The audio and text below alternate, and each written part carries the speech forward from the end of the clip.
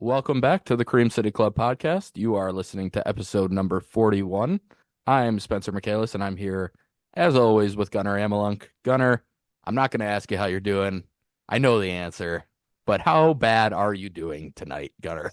Regarding my mental health, I've had better weeks supporting the Milwaukee Bucks, and specifically in the playoffs, but just not at all what we expected going into this week in really any facet. Yeah, I'm with you on that for sure. So, for those of you listening, and if you haven't yet subscribed, please take a moment to do so on whatever platform you are on, and to rate us 5 stars. Follow us on Twitter at the Cream City Pod to stay up to date on these episode releases. And today we're going to be talking about the Bucks. So, Gunnar, what do we got coming up? We've got breakdowns, unfortunately, of our losses in games 3 and 4. We'll update you guys on the injuries to Giannis and Damian Lillard. And then we're going to answer one question at the end of this, which we already know that we've lost both of these games. So that question will be, do we even have a chance of coming back down 3-1 now that the Bucks are facing here in this deficit? So starting out though with game 3, it was ended up being a very fun game by the end of it. First half, I'll get to him later, but the one guy I want to talk about was Bobby Portis. All I had was that he sucks, and then I'll talk about him later because he eventually made me even more mad. I didn't think that was possible in these two games by the end of it. But a little bit of a shaky-ish first quarter-ish. We were in the game for a little bit, but we were starting to trickle down. And then we got an injury scare with Damian Lillard. I don't remember the time of exactly in the game, but he got his ankle stepped on by Siakam, and then he slammed into the backboard, I think, then the bottom of the backboard. Then all of a sudden his knee jammed up a little bit. So I'm just thinking, this is over. This season is over. Next season's over. We just lost him with the ACL tear on top of everything else. This is going horrible. So he leaves the game. And then as that's going on, I'm watching us just give up 3-pointers after 3-pointers. We're going down by 17, 19 around there in the first quarter. But even then, I think we came back to start the second quarter again. Dame comes back into the game on top of it after a pretty short stint. And then we get it down to, I want to say about 12 at halftime. And really the first half to keep us even in that game, it seems like it was, well, we know what happened by the end of it, but Khris, I think, had like 19 at halftime. We got our first sniff of Andre Jackson Jr., what we're praying for to get him in the game. Still didn't play enough, but when he did play in the first half, I want to say he was around +7. Had a huge block, which you look at the replay, I think it was Obi Toppin might have just lost it a little bit, so it was almost like a shot that he didn't really have control of. But nonetheless, the block was really cool, and he was flying everywhere, making a ton of great plays. But defensively, it's the same old story to hear of second chance points. We were just getting slaughtered on. And then really the first sign of they've been hitting threes on us ever since game 2, really. But this is when the three-pointers are really starting to rain down on us. But Spencer, did you have any highlights from that first half that you saw specifically before we started to make our comeback? No, I mean in that first quarter it was bad basketball for the most part. Now, Pat Beverly didn't end up having a great game, but I do think he was the one guy who kind of kept the Bucks within shouting distance in the first quarter, including a couple of buckets inside. And then he got fouled on that shot to end the quarter too, which was a smart play. Kind of ran right in front of, I think it was Halliburton or Nemhard, and drew a foul on a 3 to end the quarter. He only made 2 of them, but that was kind of the slight boost it felt like the Bucks needed to at least feel like they were within range at the end of the first quarter, because it was a bad start. 39-22 after all of that is not a good place to be at the end of the first quarter. Like you kind of touched on, they won the second quarter by 5. So it ended up being a 12-point game going into the half. And the main thing was Bobby Portis in that first half was so bad, just horribly bad on both sides of the ball. Very, very frustrating to watch. Not the first time that's been the case with Bobby Portis, but that first half was genuinely maybe the worst half of basketball I had seen him play the entire season. Like, he did nothing well in that half. It was just horrendous. And Khris was doing everything he could in that first half to keep him within range. And like you said, Dame came back in and he was at least getting to the line, making some free throws. Second half, he ended up hitting some more shots. But in that first half, most of what he was doing was just drawing contact into the line. And I think he went 12 for 12 on free throws for the game. So that was important. That was a big part of why they were able to stay in it. And yeah, I mean, that first half was just not good, not good basketball for the most part. But Ajax was definitely the bright spot, it felt like, outside of Dame and Khris, just coming in, getting his chance because of injury and because of everything else going on. And he's a gamer. He's just a gamer. And we'll talk about him a lot more, I think, in the game 4 wrap up here because that was the one he really, really showed up in. But when he's on the court, the Bucks just feel like things are going better. There's more energy. There's actual athleticism on the court, which they're just lacking without him.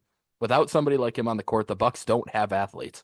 A guy like Pat Connaughton just is not an athlete anymore. He's not a good athlete like he was a few years ago.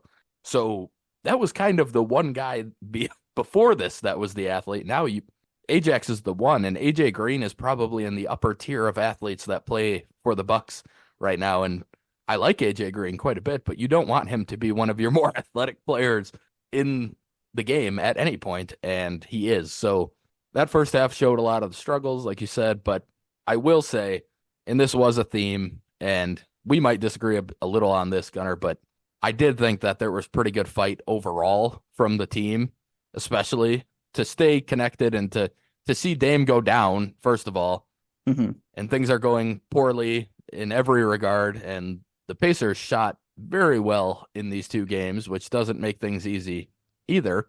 Well, I shouldn't say that. They shot really poorly in game 3, but in the first half, it felt like they couldn't miss anything they were putting up. And then that kind of reversed in the second half, which game 4, it was not that way. But it just, it felt like they were at least competing and staying in it. And as much as Bobby annoys me, he was at least staying engaged on the offensive end. And eventually it came around in the second half. So I think we can probably talk about that second half now and overtime, obviously. But I guess what did you think changed in the second half, other than maybe just making some more shots? But what did you see that went a little differently in the second half for the Bucks to be able to just kind of maintain a close game the whole time and obviously able to end up taking it to overtime? You mentioned the free throws. I think having Dame out there and getting to the line and just giving us some free timeouts, a chance to collect ourselves for a team that moves fast and giving us those free points, kind of slowly killed them. And obviously, we know what Khris Middleton ended up doing, having honestly, a top 5 Khris Middleton game ever. Absolutely insane, but it was really him trading baskets with him and Dame back and forth there, really through the end of that. I want to say we got up by even 1 with a Dame 3-pointer in the top of that fourth quarter. But yeah, I mean, I noticed the free throws obviously for sure, but we can fast forward probably just to the end of this game and how we even got there and how we had a chance. I don't, if we, well, we tied it in regulation. There's a lot of things that happened up until that point. We were even looking like it wasn't even going to have much of a chance. I think we were down by 1. And then Dame had a drive which he got us into the game. He had a couple questionable shots, honestly, at the end of that one that I didn't love, but he got us to that point. It was not a problem that Damian Lillard did anything. He can do what he wants. But I thought we had a high screen, I think him and Khris, and then he went to the middle, tried to draw a foul, didn't get the foul, kind of threw up a shot. We go back down the court. And then there might have been a possession in between there or whatever, but then he tries to take a charge and 1. Pascal, it's a block. And 1 happens, and then you're like, oh my God, we're gonna go down by 4. That's the end of the game. Pascal clearly has the yips at the line. I feel like I've noticed throughout this series. It really seems like he's either thinking about it or something he's aiming it. It's just is very obvious that he's really in his head about those free throws. But anyways, he misses it. So you're like, oh my God, we have a chance to tie it. And then sure enough, we drop a play. Probably broken down a little bit, but Khris, all you need is a little bit of a window for Khris and hits a 3 at the hash mark in the right side. So that 3 reminded me a lot of I know you remember it, but game 1 against the Celtics Oh, yeah. in I was just gonna say that. 2017. It felt so much like it because maybe in my head I feel like we didn't have a chance to even win that, especially when I saw the play get like broken down like it did. I'm like, we didn't get anything that we wanted to get right here, and then it's just Khris save us. But we've seen a lot of times that Khris did in fact save us. But yeah, I mean, what did you see maybe in that last minute or so? Maybe things that we could have had happen or should have had happen, or do you think that it just played out at least good enough to get us into overtime? Yeah, I think a theme we would see quite a bit in overtime popped up on that Siakam play, which was, I would say, a combination of things. One, Bobby actually went to box out Siakam on that and one. He actually did go to do it. He wasn't just standing there. And he did get shoved in the back a little bit, probably enough for it to be a foul. At the end of games, though, they don't call that stuff very often, and I'm not going to beg for that foul, even though I certainly wouldn't have complained if they would have called it. But it also felt like Bobby decided to sell the contact rather than to try and fight through it and to get a hand on the ball. And when you sell contact and don't get the call, you're going to be out of position no matter what you did on that play. You're going to end up out of position. Bobby was not even within reach of Siakam by the time he grabbed the ball and went up to go into the layup motion, obviously. And like you said, Dame slid in there last second, and definitely it was a block. I think I don't think that was the right decision from Dame to try to do that, but I also think in that bang bang type of spot, like I don't hate it because if he had gotten there a split second earlier, it would have been a charge. He took it in the chest. The thing is, he was still sliding when Siakam left his feet.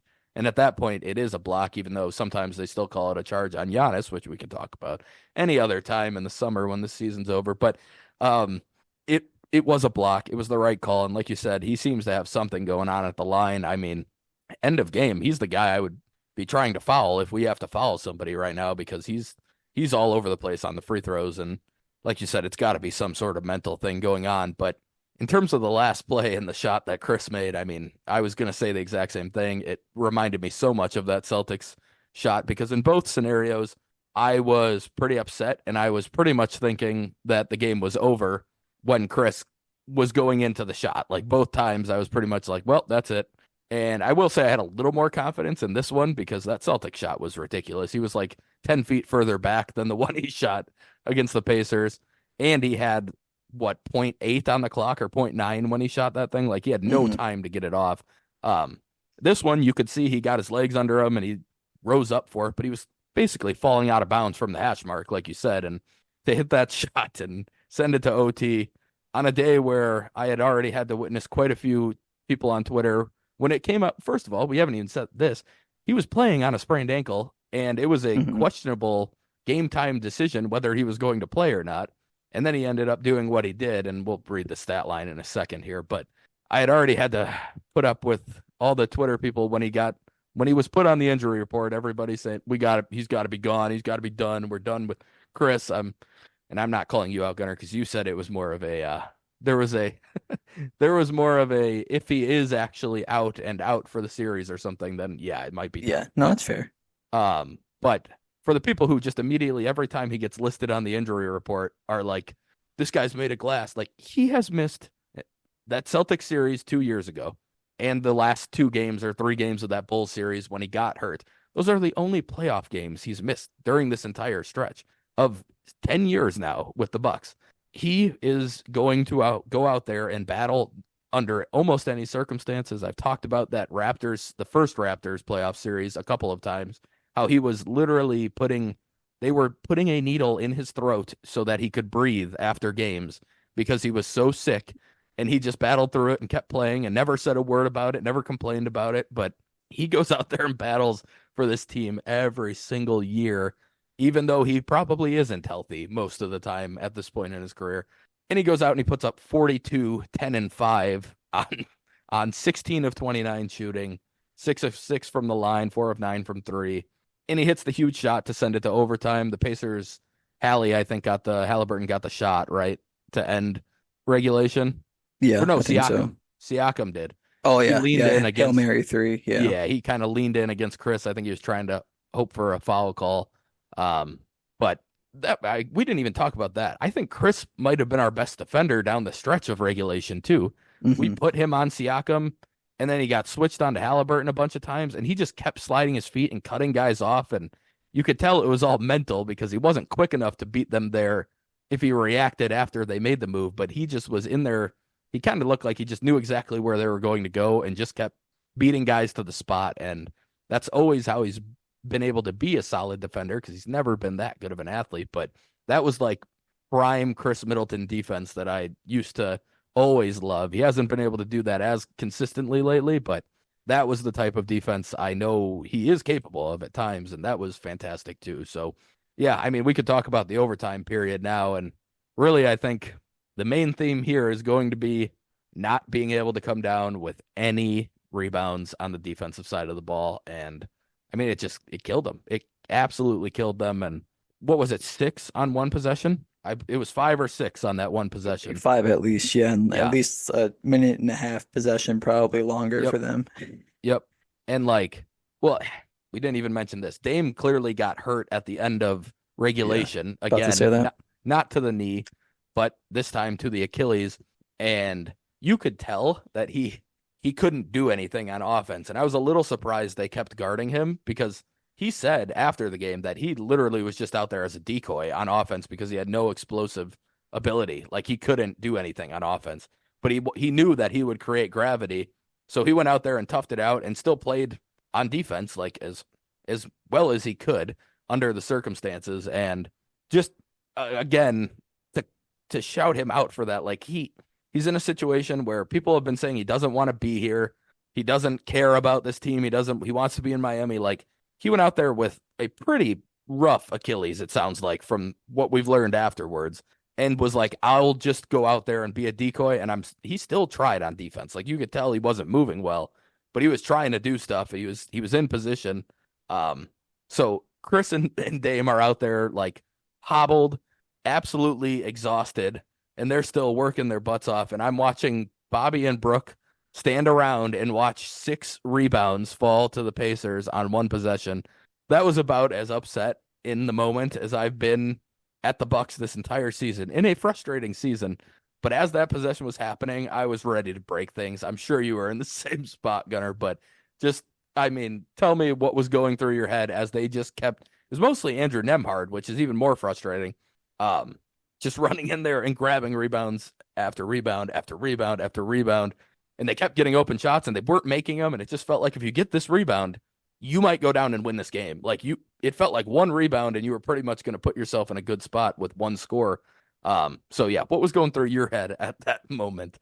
I was just numb at first, but I don't know if you brought this up in the last episode too, quickly before I go into that part of Brooke.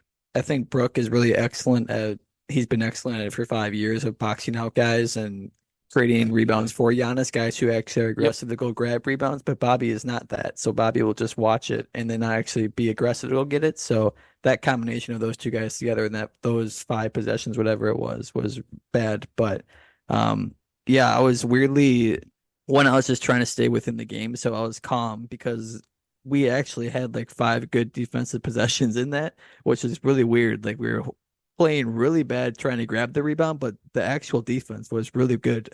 And they ended up missing out of all those stretches. But the bad part about that was you wasted 2 minutes, which who knows what happens in that. If you can trade baskets, if we can get a couple baskets of ourselves, if you grab a rebound, it could have changed the entire game. So yes, you were able to stop them, whatever, how many times. And I think Tyrese might hit missed 3 threes in that whole Yep. like fiasco of all that. So, but yeah, I mean, the Dame part I was going to mention too. I'm glad you mentioned it, but him not being able to do anything on offense, which if you're going to have a decoy, it's not a bad decoy to have in Damian Lillard to sit in the corner, but it was pretty obvious that he had no interest in getting the ball. So I think they caught on pretty early that he did not even need the ball at all. So that made it more impressive for Khris, honestly, to score the way that he did.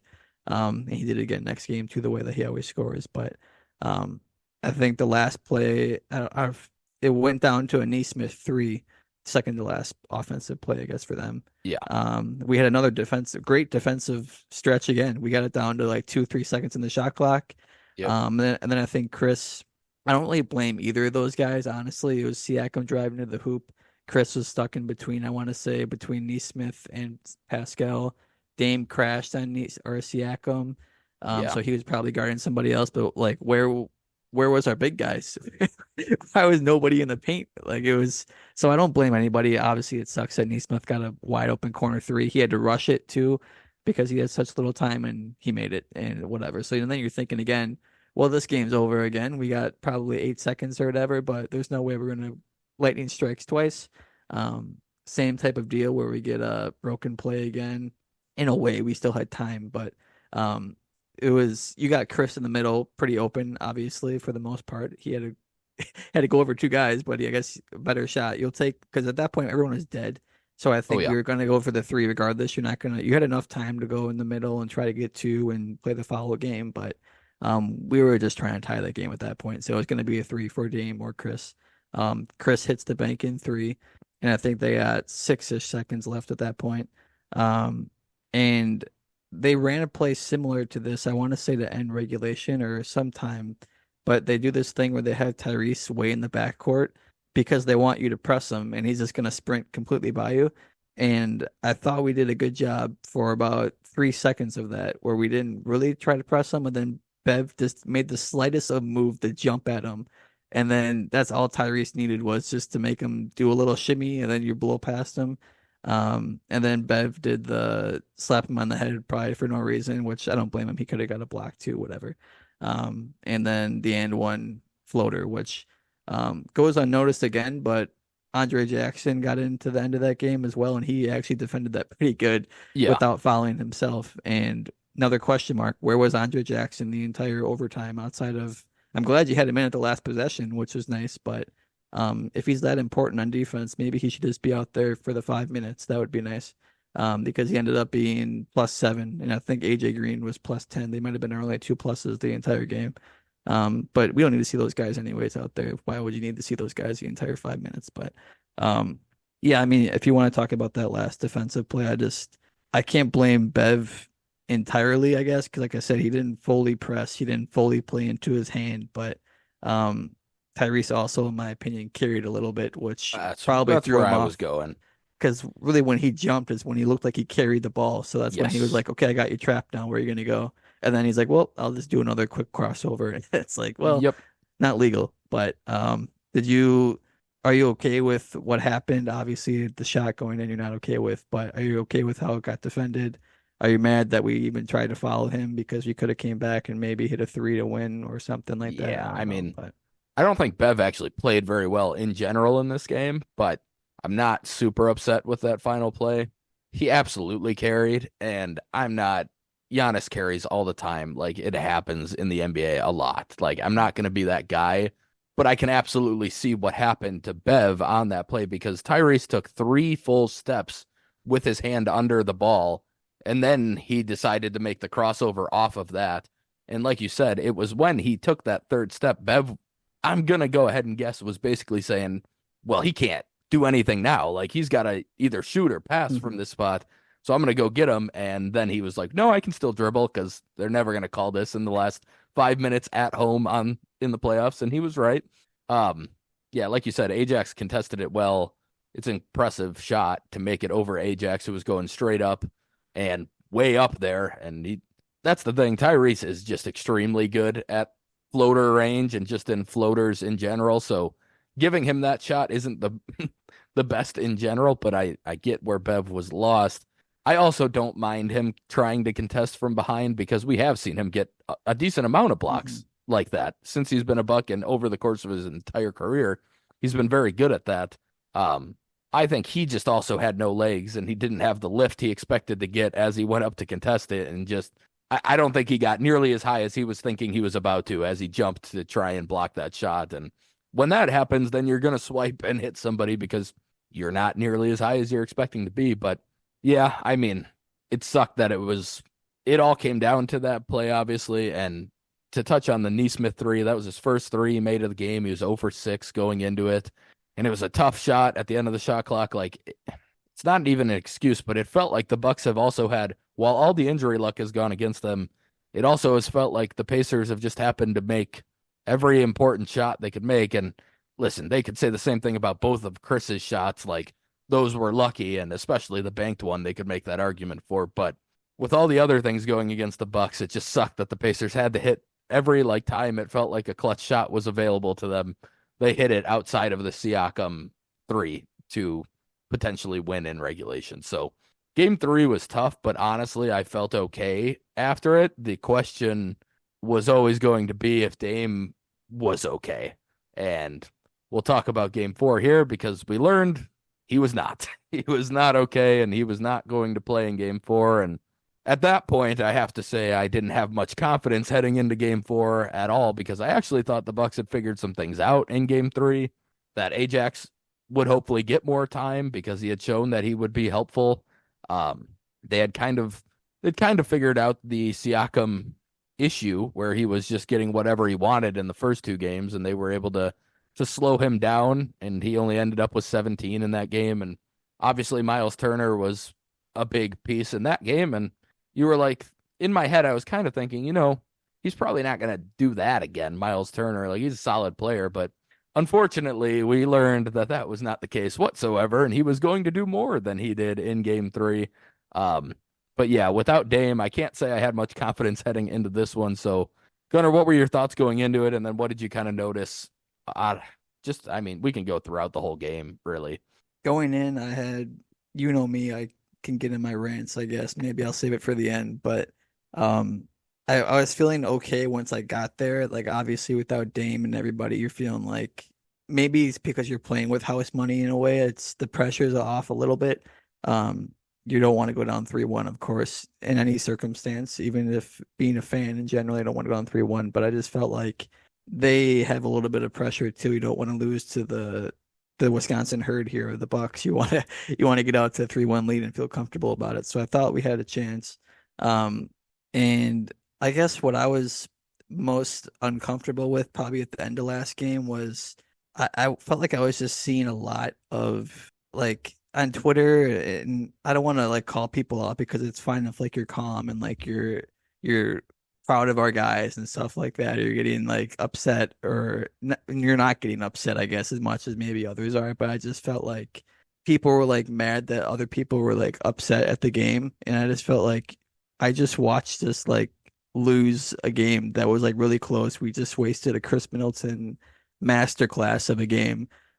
Which, by the way, if you actually thought that Khris Middleton was not good at basketball, you are a complete idiot. And I'm tired of having this conversation that he's not good or that he's somehow overpaid or something.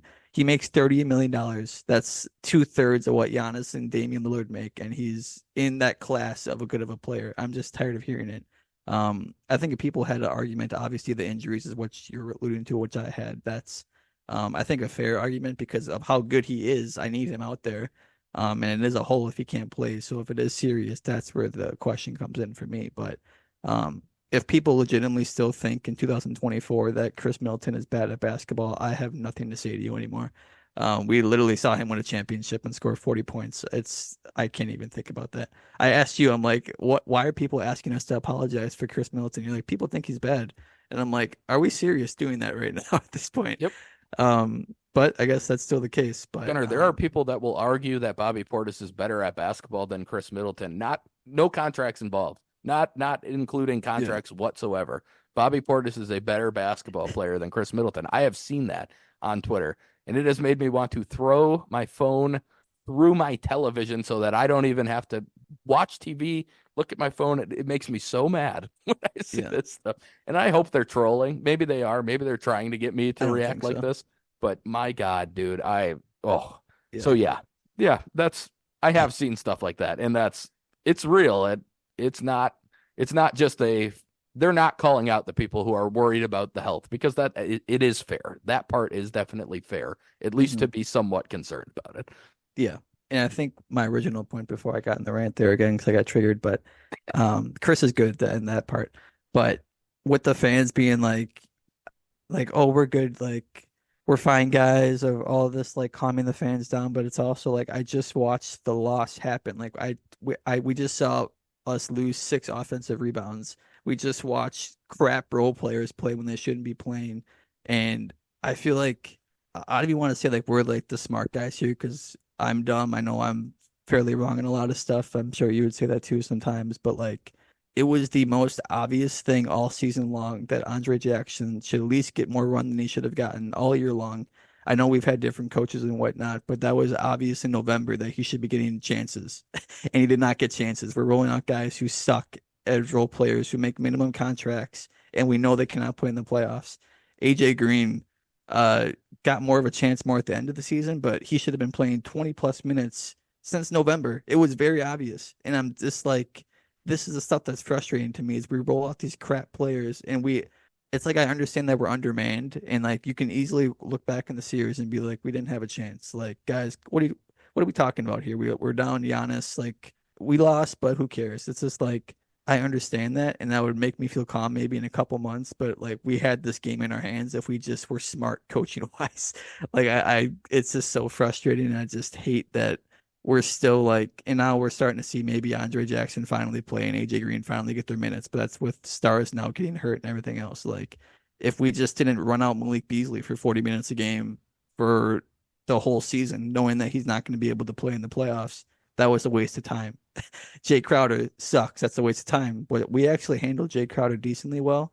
Yeah. He only plays like 10, 15 minutes out of anybody. So I don't know why we are testy with him, but Malik Beasley gets the free run. But at least he's like whatever bench now. But I think that's why I get more frustrated with the fans sometimes because it's like we forget that we just watched the game. And I Yeah. just like we could have easily won that game. So like the on paper part of it, it's like, yeah, I guess we were undermanned and we lost and like who cares? But like I just watched us blow the game. In my eyes, at least. We could have won that one. And now being up 2-1, that takes all the pressure off the next game. Like you talked about Dame not being able to play in this one now. Um, that would you're 2-2 then. Who cares? Then I could Yep. hear that argument, and that's when I would agree with the fans. Just like, yeah, okay, now we can go home. Now we're 2-2. You had to win one of these three games, and unfortunately we didn't do it. Somehow we didn't do it. I don't understand it. But yeah, I mean, do you have anything to say about that? Because I got another rant I'm going to talk about with Bobby Portis here, since it only took him 4 minutes to piss me off in this one. Oh yeah. No, we'll talk about that in a second, but I mean, my thing is I do fans can fan how they want to. Like I don't mind that. If you are fine with how the games went because of the situation the Bucks are in, like good for you. You probably are more mentally stable than me. Like that's probably a good thing in general for you. Um I I try and I will admit I'm not great at this at times, but like I think you have to let other people be fans the way that they want to be fans or the way that they are fans. Like some people just get really into the game and they're going to say some stuff they probably aren't even they don't actually believe even in the moment, or they're going to say some things in the heat of the moment that maybe aren't true. And like I said, I'm not the greatest at understanding that when it goes against what I'm thinking, and that's just how it works. When people don't agree with you, you're naturally going to get upset about it, and then you're going to see things from your perspective when other people are doing something that you do agree with. Like that's kind of human nature, so I get it. I definitely get annoyed at times with like, I mean, we were gonna lose. And frankly, I believe that. I don't really think we had much of a shot without Giannis, and I really don't think we have much of a shot without both of them. But in the end, it's still when you watch the games, they had a chance. The Bucks had chances to win both of the games that happened in Indiana. And as much as I don't really believe they may have deserved to or that they should have been in that spot because of there is a talent difference now and it's not in favor of the Bucks at the moment. They did have a shot. So not being able to take advantage of it is still frustrating, even if you don't really believe it would have mattered long term. You still want to win the game in the moment. So regardless of that and however you feel in terms of like the team's fighting hard and you respect that, and I do too. I genuinely do believe that the effort has been pretty good from almost everyone who's been playing, and that a lot of the players are doing what they're capable of. The issue, in my opinion, comes down to the rotations that we're throwing out there are putting players in positions that they can't succeed in. And you talked about Gunnar, the role players who played throughout the regular season. And admittedly, I was fine with Pat Connaughton getting plenty of minutes in the regular season because he has shown to show up in the playoffs in the past. Like he's done it even before so prior to the finals run, I did not like Pat Connaughton at all, but he did show up almost every time in the playoffs when we would get there. He played really well in that Boston series. Or I mean in the Raptors series even. No, the Boston series to go to play the Raptors in the Eastern Conference Finals. Pat was really good in that in his first season with the Bucks. He did fine in the Raptors series given what the rest of the role players were doing. He was okay in that bubble, and then he had a great run during the finals or during the whole season in the playoff run for the winning the finals. And then he was fine in the next year's series too. I mean, he did okay in that Celtics series. He was not one of the worst in the Heat series last year. So like every time he has kind of stepped up in the playoffs, he has been absolutely terrible in this series. Just horrible, unplayable. He cannot guard anybody. No matter who he's matched up on, they are going to get that guy the ball, and Pat is going to be 15 feet away from that guy when he shoots the shot. Like he's not within the same area code of his matchup most of the time. He's not making shots. He's not doing anything. He shouldn't even be playing. Like I would rather see Jay Crowder on the court, and Crowder's been terrible too. That's how bad Pat's been, and I was fine with him getting playing time in the regular season because I did think there was a pretty good chance he would step up, and he hasn't. So now you got to cut bait on that, and you got to stop playing him as much as he has. Guys like Beasley, we talked about it on earlier episodes that he's never once showed up in the playoffs. He never has. He's been benched in almost every playoff series he's been a part of over the course of his career. Why we expected that to change, I don't know. Especially given he finished the season terribly. It's not like he was having the run he had in the first half of the season to end the season. Then you could say, okay, well, I mean, he's hot now. Like, let's see if he can carry it into the playoffs. He wasn't. He was playing terrible. And they did obviously move him to the bench at the very end, and Bev moved in the starting lineup. And Bev's been playing hurt now, too. He's playing through his wrist ligament tear, and now he's got an oblique. So he's pretty beat up, too. I mean, the whole team's basically held together with glue at the moment. But when you look at the role players and you just think back to how many times, and you talked about it, but how many times we said, just put Ajax in the game, get him experience. Because you know what? He got his chance and he's taking advantage of it, and good for him. But he's also learning on the fly in the playoffs instead of having the time to have gone through this for the last 4 months. He could have been going through all these learning pains, all these growing pains. Every time he comes out of the game, they're coaching him hard. And that's good. They should do that. But it also feels like they're nitpicking stuff that he does. And it's like, guys, he doesn't know what he's doing because he never got in games. Like he's trying to figure things out with players he hasn't played with. I can't imagine he shared the court with Pat Bev for more than 5 minutes in the regular season. Like he didn't share the court with half of these guys, hardly at all. When he did get in, it was garbage time, and he was playing with Marjan, and he was playing with Ty Washington, and he was playing with guys who aren't playing in this series. So yeah, he is going to make some dumb mistakes at times. So is everyone else. So can we stop yanking him every time he does one dumb thing?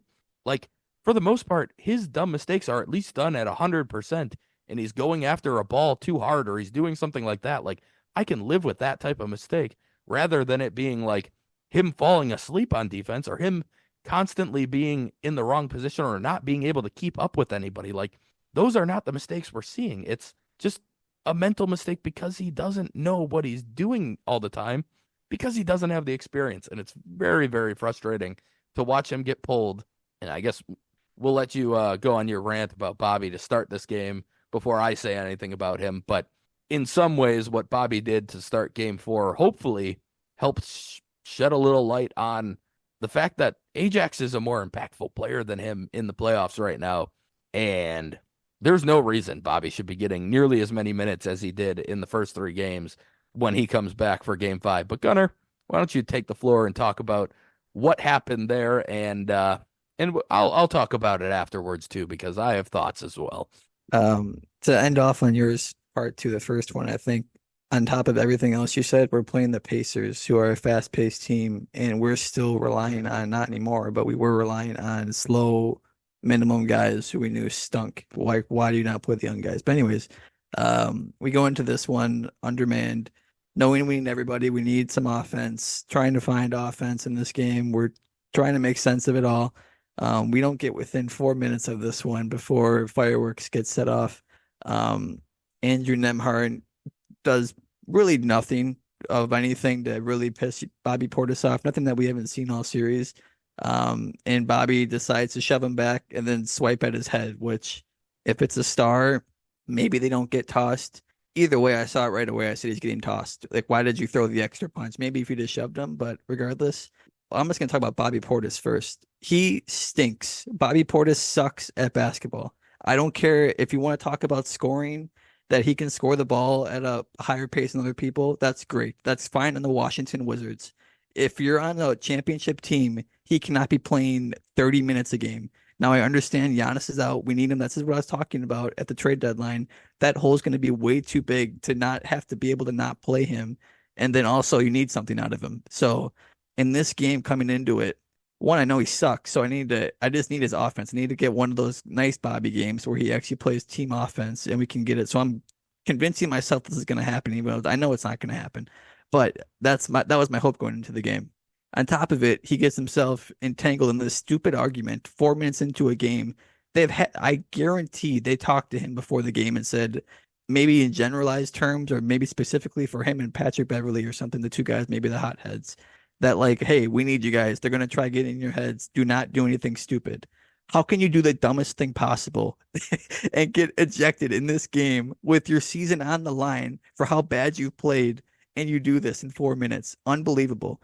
Um, and whatever. And you talked about how him out of the game actually made me feel better because I feel like we actually had a chance playing team basketball, even though we were still way undermanned offensively. I really didn't think we'd be able to hang with it that we did. But um, I'm just beyond tired of Bobby Portis. I'm tired of having to defend or argue with people that he's actually good. He does these little things. I don't know what Marcus Johnson has with Bobby Portis to think that he's this great player. He read his stat line off like 5 times, like, oh, he had 18 rebounds. He was really fighting last game. Okay, I guess he fell into his lap. He played horrible in game three.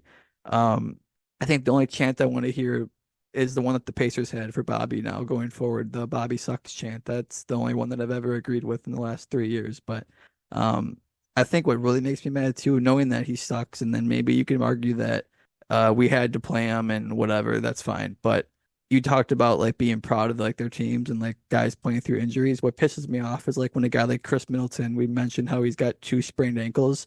He's battling his ass off playing in this game, trying to hold on to our season, actually cares enough to actually go out there and play.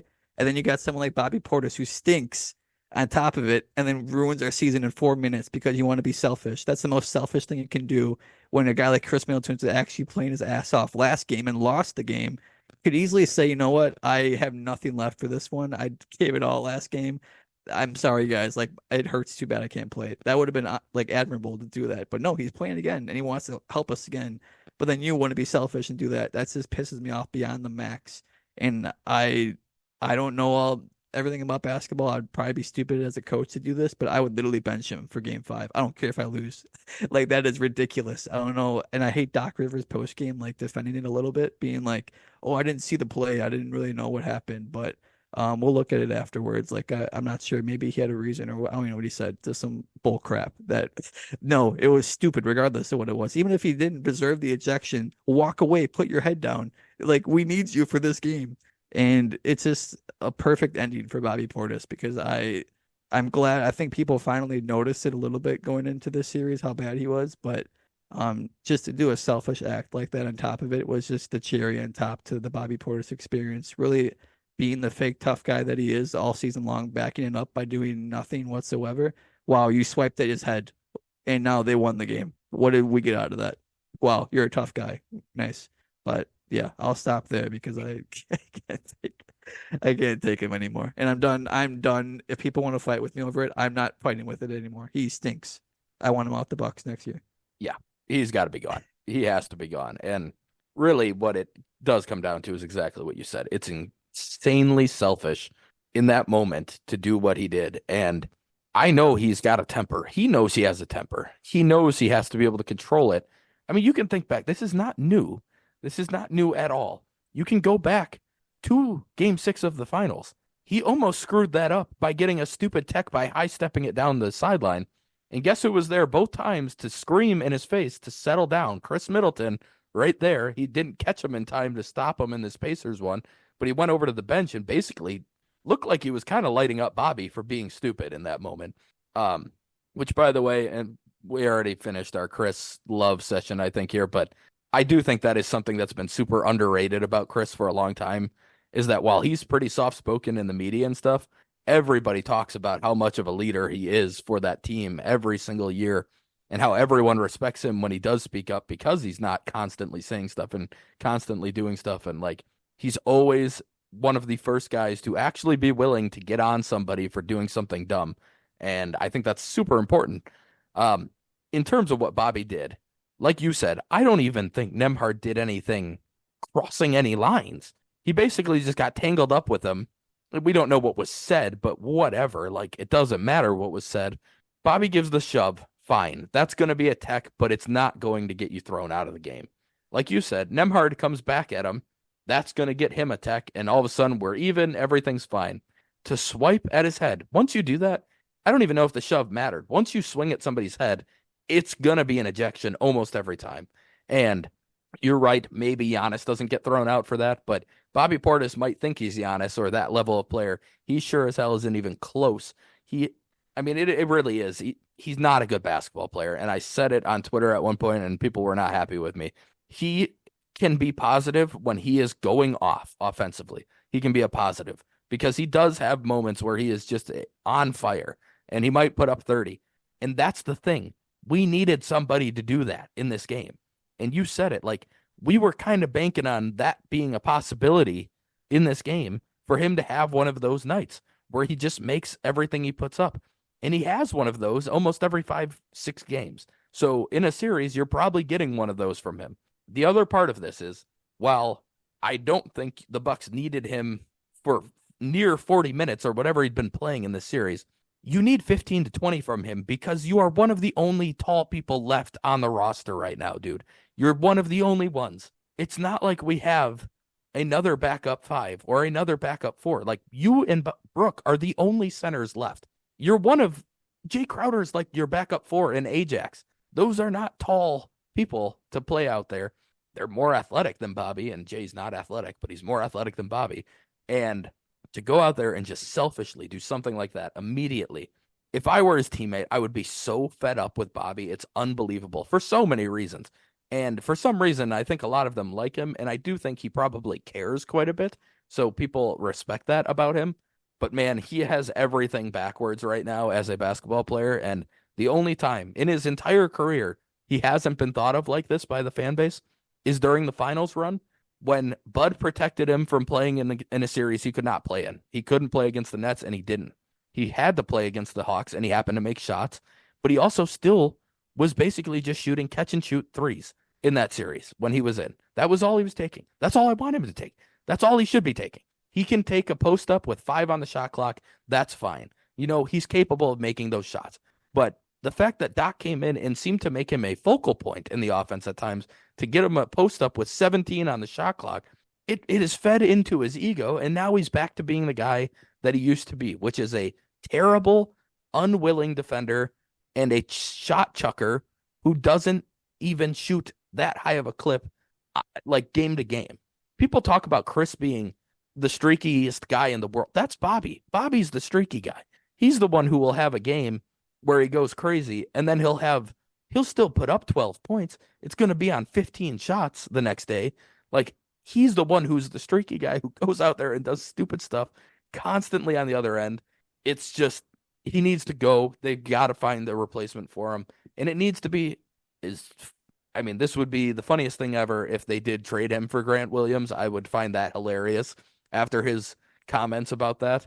If they did that this offseason, I would have zero problems with it. I don't even love Grant Williams that much, but I would take Grant Williams in a heartbeat over what Bobby is giving us right now in the series. So that's how this game started, Gunner. We got into it real quick, and Bobby pretty much put us in an even worse position. And like I said, I don't think he's going to be a big positive, but you at least needed the body on the court. You needed somebody, and you at least would have had the chance at him having one of those games where he actually does just make everything he's putting up. So what did you see after Bobby got thrown out? Obviously, it did give Ajax a bigger opportunity, and I would say he took full advantage of that. I mean, if he had played starter minutes, he might have had a triple-double. He was pretty much on pace for that in 25 minutes, and we've talked about it before, but single game plus minus it's an iffy stat to use, but when you're the only player who's positive on the entire roster, nobody else was better than -6, and Ajax was +9, I want to say, or +7. he was making a positive impact every time he was on the court. And I have to say, I I almost feel like I've been a little too hard on Doc because I do think he's playing with almost two hands tied behind his back at times as a coach in this series. I don't think schematically he's doing a bad job in this series. I actually think he's mostly putting the Bucks in an okay position to succeed with the players that they have available. I think his substitution patterns have been hot garbage. I think he has put terrible lineups on the court way too often. And that is my issue with him as a coach right now. It's less about the scheme. I don't love how often they've gone to zone, but I also think Miles Turner making everything makes it pretty hard for any defense you run to work because you need to have somebody who can protect the paint in the game because our guards are going, especially Pat Connaughtons of the world, are just going to get blown by. And we saw it for a stretch in the fourth quarter. Andrew Nembhard got like 3 walk-in layups when we tried to stick with Turner on the outside because Pat Connaughton couldn't come close to sticking with Nembhard. So I do think Doc's in a lose-lose situation in terms of schematics, and I don't know that he really has many options, and I think he's doing an okay job with that. I will say that it's easy to nitpick that stuff, but I really don't know what the answer is for him to run defensively at the moment. Like, I don't know that there is one. But he could do a better job of having Ajax on the court or AJ Green, who AJ hasn't even been great this series either, but defensively, I'd still take him over the other guys because he at least works and he'll get himself in front of the ball handler and at least put his hands up and make them shoot over the top or something instead of it just being an uncontested shot. But the sub that made me the most mad yesterday was when Ajax. It was probably 7 minutes left in the fourth. The Bucks had made a pretty decent run. It was a game that was absolutely within reach, and that is when he put Pat in for Ajax. And that's when Nembhard got the uncontested layups. Like immediately Pat came in and got caught on screens 3 times and was not he wasn't even in the paint when Nembhard got to the rim on 2 of them. Like it was completely out of it. Not only that, Pat missed a wide open 3 and then his guy got 2 wide open threes and made both of them on the next possessions following a 9-point swing. It went from I think 6 when Ajax came out to 17 in like less than a minute and a half. And it was the moment Ajax checked out. And no, it's not all because of that sub, but we were texting each other during this. We knew this was going to happen as soon as it happened. As soon as he made the sub, we were texting like, what is he doing? Why is Pat even coming into the game for anybody right now, but especially for Ajax? And yeah, I mean, that one, like I said, I don't know what else he can do. X's and O's have been fine for me in general, but I just do not understand the subbing in a lot of cases. That's just the most prime example for me in this one, but there's been a lot of weird lineups, a lot of weird choices in terms of taking some of the young guys out and putting in old guys who just get run off the court immediately. Like, I don't know. This is the concern we had when we hired him, right? It was only going to be vets that played. And it sure seems like even when the young guys show that they deserve to play and that they're doing good things, they get judged much more harshly than the vets do. So then the vets still just get to go back in, even though they've been much, much worse. So yeah, that really sums up honestly all of game 4 for me. I don't even have many thoughts in general. That was more where it came down to me, is that it just felt like the lineups were weird and that Bobby screwed everything up from the beginning. And that certainly didn't help the lineup situation. That is for sure. Yeah.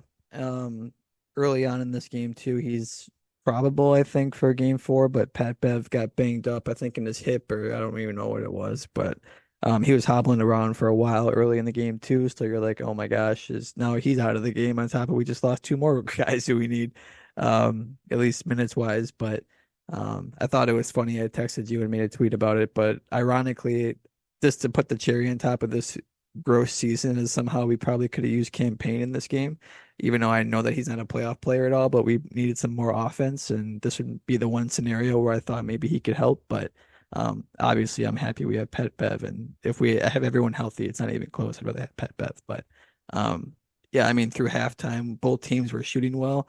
You knew that was not going to last at all for us, and you thought that maybe they weren't going to be able to shoot 50% plus from 3, and that definitely did not stop happening.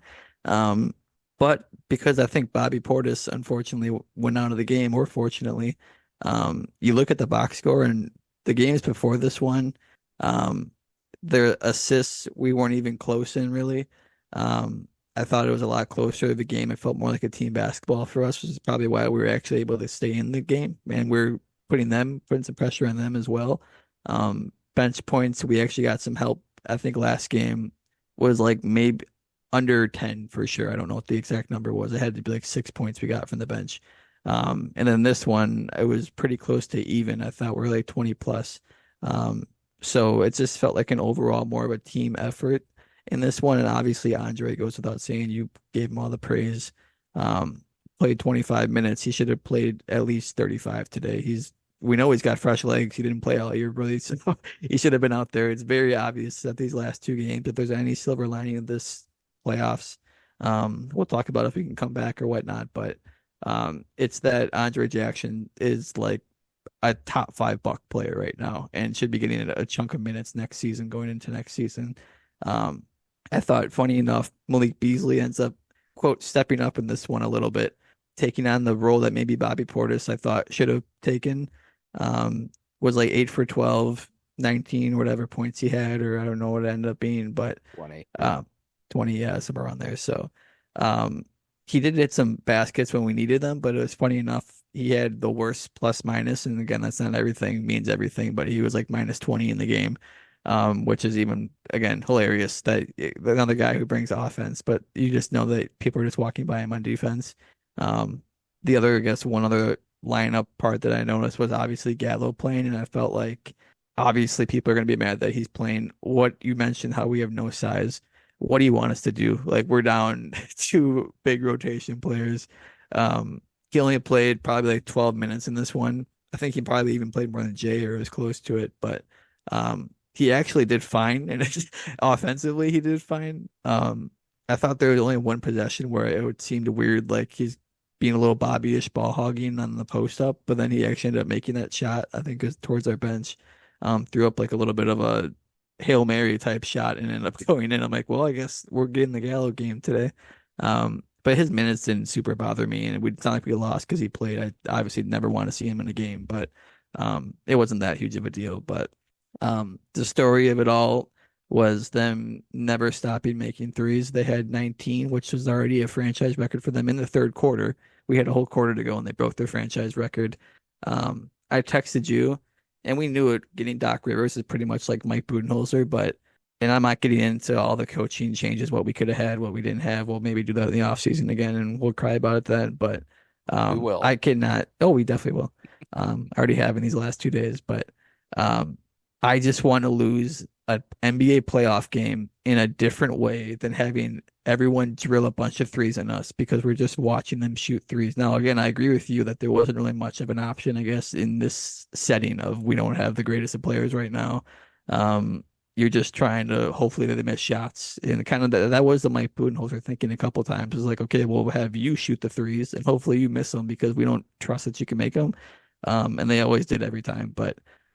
It felt a little more heatish last year when we felt like we were just letting these guys shoot threes. Maybe they aren't perfectly great 3-point shooters, but we're giving them great opportunities to make the threes, and they're capable 3-point shooters, and they make them. But I just want to lose in a fresh way, and I just know now that we're locked up with Doc Rivers, this is how we're going to lose basketball games in the playoffs.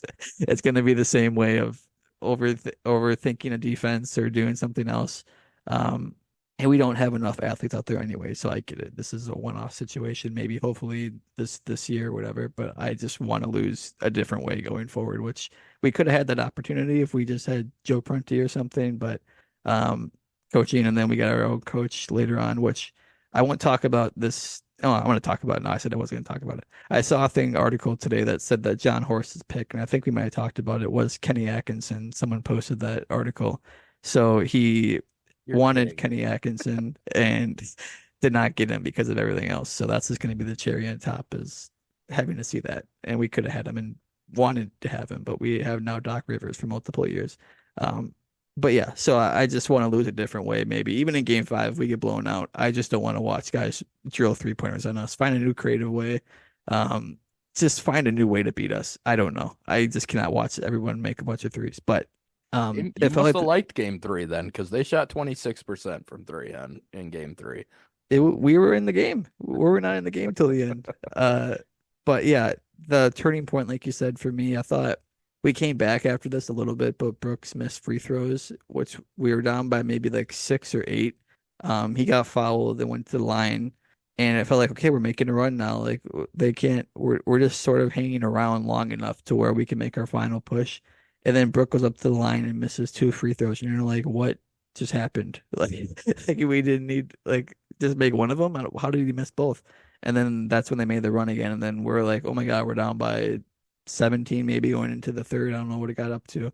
And then the top of the fourth, we made a quick run right away and got it down to like 6. And then it was never close after that again. But um, yeah, I'm in pain at this point. I don't know what to say anymore after this game.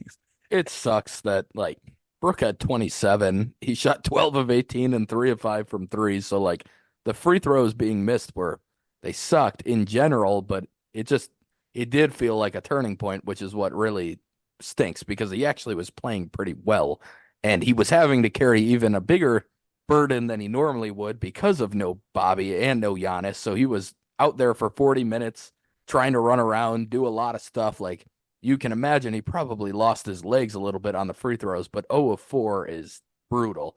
And like you said, it did come at a bad time to miss all of them. Um, I will say he was a little more aggressive on the boards in this one, and you could see it. And he actually went and got some of them. He had 9 or 10 in this one, I think. But yeah, 9 it looks like. But I don't know. The turning point to me will still always be the Ajax sub because it really felt like the Bucks were within striking distance and as soon as it happened, it was done. Like not no more than a minute and a half later, the Bucks were toast. Like you could tell it was over at that point. Then he came back in, and the Bucks got it somewhat back within reach, and then he pulled him for Beasley, and then the game was over immediately after that. Like it was ridiculous. You could just see it happen both times, and it's not one player making that big of a difference, but like I said earlier, I just think there's a different energy when he's on the court and somebody who can constantly have that energy is so important. And he had 3 steals, I think, and he was coming up with some like he just has such good instincts. He's a basketball player, and it's fun to watch him. And he's shooting the ball confidently when he gets it, when he's open. Like I'd still love to see him be able to finish or be a little more aggressive finishing at the rim at times when he kicks it out. But all 4 of the threes he took looked fine and were confident, and he made 2 of them. Like the guy he's just a ball player. Like it's it's very frustrating that he didn't get his opportunities all season and now we're in this spot. He's needed. He's doing what he can, but he's still learning on the fly because he just never got the experience he should have been getting the whole season. But yeah, I mean, that one to me, that game was more frustrating. And again, Khris was solid 25, 10, and 5. He wasn't as efficient, but he's doing everything he can. Starts the third quarter and immediately sprains his other ankle because Siakam lands on his ankle again.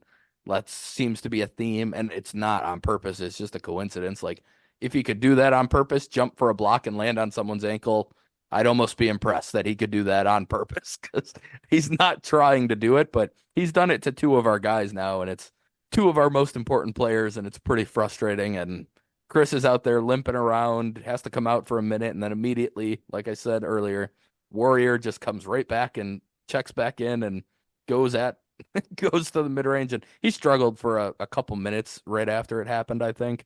I get that like it didn't look pretty in that moment. I also think people have to remember that when something is weaker than it was not very long ago, like you think you can go out and do the same thing you just were doing, and then you're suddenly not getting the same lift. You don't have the same type of quickness as you thought you were going to have on certain plays, and you lose your footing a little bit. Like he had some weird plays when he first checked back in, but he figured it back out and was making shots in that fourth quarter again when we needed him to at times.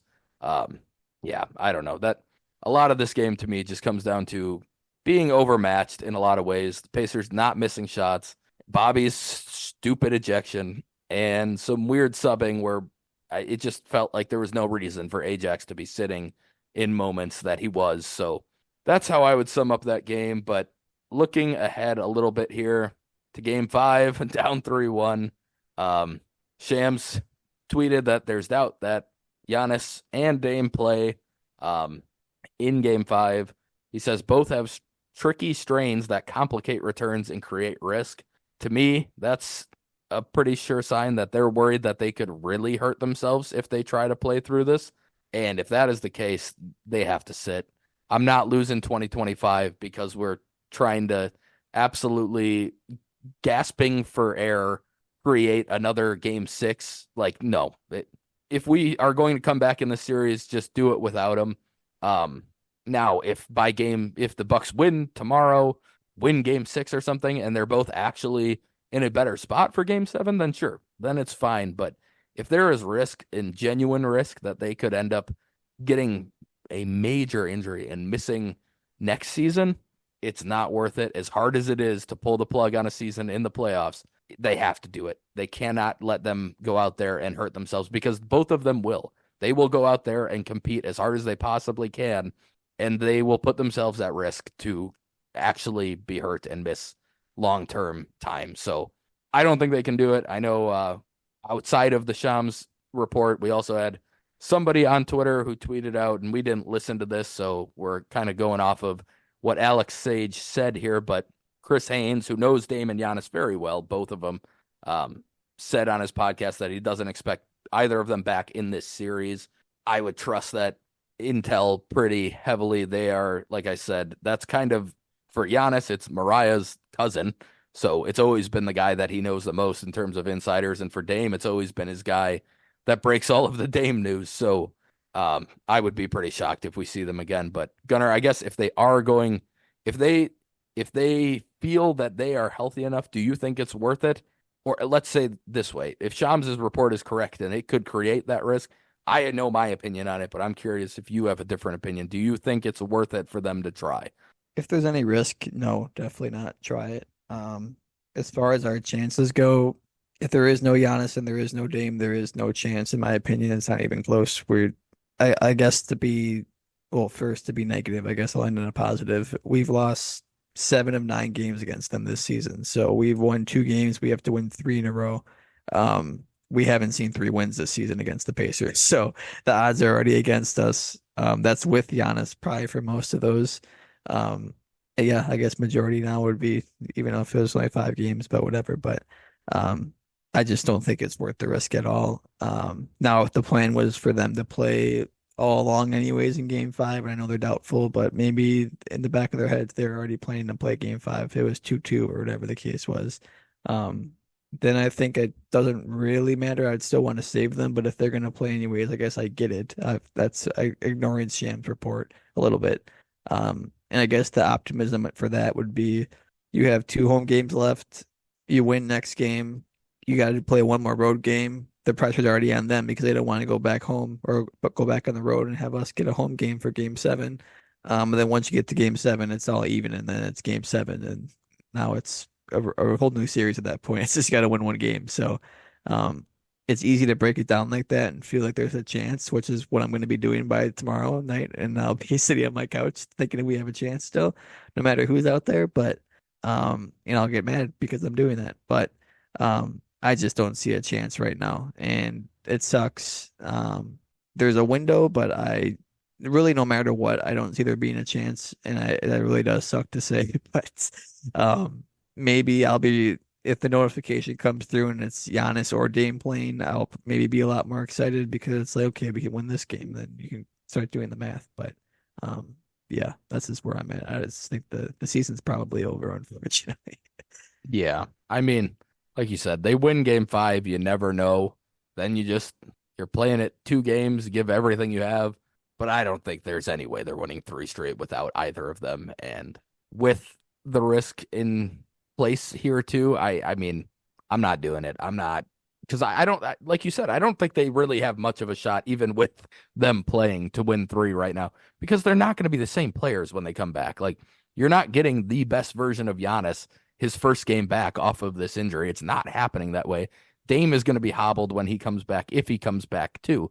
You're not getting the best version of them. Now, you might, and maybe they'll give the rest of the team some hope or some extra energy because they're fighting through stuff. But we saw that with Khris, and it didn't seem to work with the rest of the team either. So Yeah, I mean, I think that kind of wraps up all our thoughts on this. So we'll finish with our random bucks.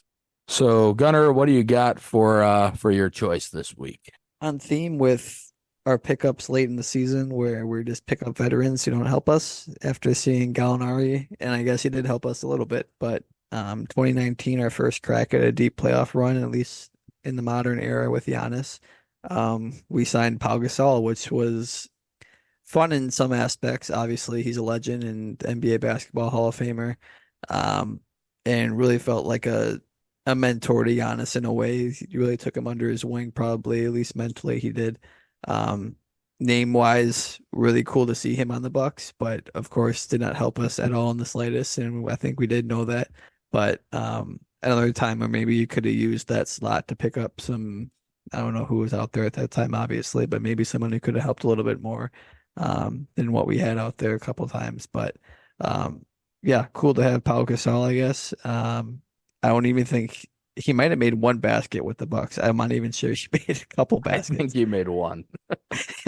because he got like immediately hurt when he played with us. Yeah, Um, but yeah, so really no good memories on the court, but I'm glad he made Giannis happy. It seemed like I said he was a good mentor for our young guys at that point, and maybe they used it for the championship run after that. So who knows? But um, at the very least, a Pau Gasol Milwaukee Bucks jersey now exists because he played for the Bucks. that's right. And I can use them in my team Bucks themed lineups True. because I will say I absolutely loved prime Pau Gasol. Like I wasn't a big Lakers fan, but I loved watching Pau Gasol. He was just kind of the point forward type dude who was not very fat. He was kind of a Jokic type player, honestly, just not to the same level, Yeah. obviously. But I will say his tweet after we won the finals, quote tweeting the Kobe Bryant tweet. Oh I yeah. I was already crying enough that night, but that one got me pretty good, I would say. Um, just the he did it, brother. Like that was pretty cool. And Pau is just a fantastic person. I know he's been Mhm. really big in helping Kobe's family and stuff through everything afterwards. So he was definitely a cool dude to have on the Bucks, but like you said, he didn't do anything basketball wise to help the team on the court. I went a very different direction, but I guess kind of the same position. So we'll uh we'll talk about Epe Udo now. Um, for some reason, I enjoyed Epe Udo quite a bit when he was a Buck. I think it was just the fact that he was a big offensive boards guy. He was always crashing the glass and he got a lot of offensive rebounds. Another really good person, and I know he stuck around in the league longer than I would have expected him to have. He left and he went and played overseas somewhere. And then he popped up with the Jazz suddenly for 2 years, and he played a decent amount for those teams that were playoff teams. Like I think he was averaging um 10 plus minutes a game for a while for them off the bench, and it was really all just rebounding. That's pretty much what he did was rebound. But he was a solid defender and he protected the rim okay. Um, nothing special, but a guy yeah, he averaged almost 2 blocks a game in not very many minutes for the Bucks actually. About 20 minutes a game and almost 2 blocks a game is that's pretty solid. So he was I don't even know who I would comp him to, honestly, but he was a guy I enjoyed a little bit when he was with the Bucks. And again, I think he is one of those guys who stuck around because everyone liked him as a teammate. Good dude. Always enjoy having those guys around and athletic as well, obviously for his size. But he was like I want to say he was the sixth pick in the draft hmm when he I was was gonna yeah, say he's a sixth top 10 pick for sure. yeah, sixth pick by the Warriors in 2010. So he was a pretty big name at the time. And I remember when we acquired him, it was only the year after he was drafted. So it was like, wow, we just got a top 10 pick only a year later. And it didn't really play out that way in the terms of talent. But yeah, I don't know. Epe Udo, he popped in my head for this one for some reason. So shout out to Epe. He would probably have rebounded one of those balls that fell in overtime of No. three. So, yeah. All right. That's it. We're going to wrap this up. So please like and subscribe on whatever platform you're listening on. I doubt many of you are listening currently. We ranted a lot today, but maybe that's what you wanted. Maybe that's what you needed because you were feeling the same way. So hopefully that's the case. Remember to follow us on Twitter at the Cream City Pod. And please feel free to leave feedback for us on how we can get better. Thank you all for listening. And we'll see you next time with probably not much happier of a podcast. Go Bucks.